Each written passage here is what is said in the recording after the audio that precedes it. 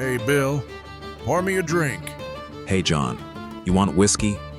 Yeah, sure. Whiskey sounds good.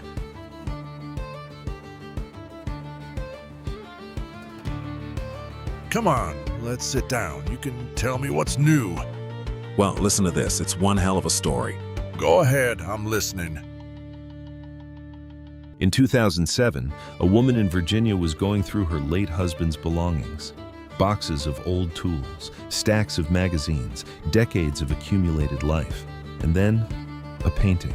Small, a little worn around the edges, nothing that would make you stop. She had no idea what she was holding. She didn't know the painting had been stolen more than 30 years earlier.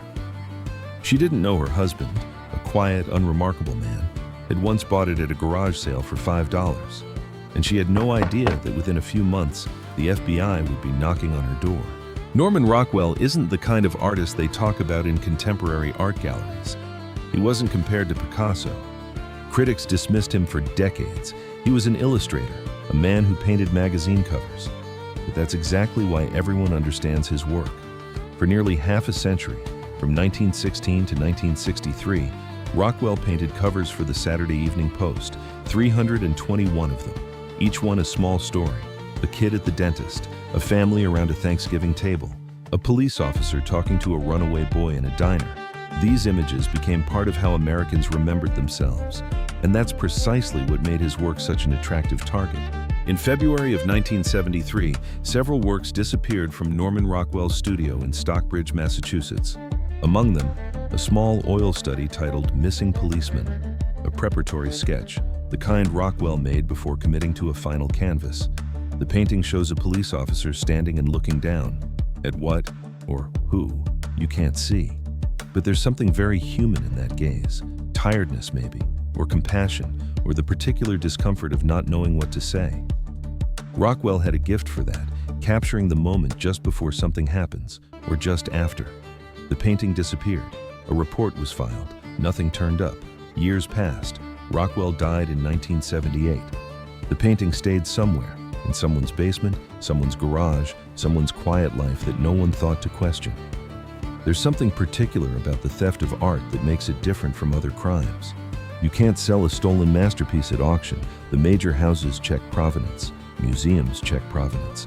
Any serious buyer checks provenance. So stolen works don't vanish. They just settle.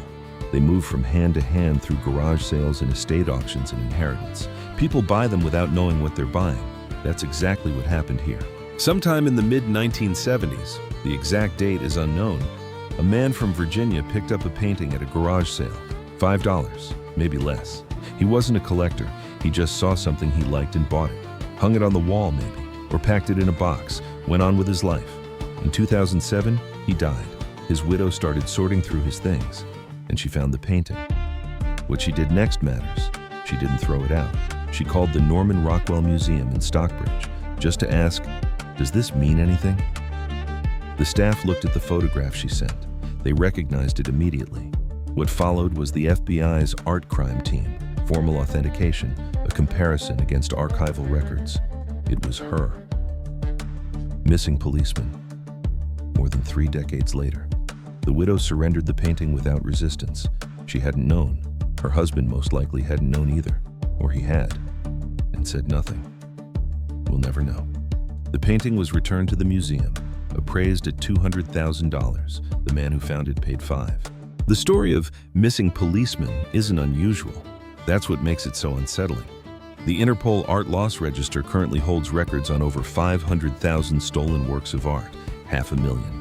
Paintings, sculptures, artifacts, scattered across garages and country estates and antique shops and private collections around the world.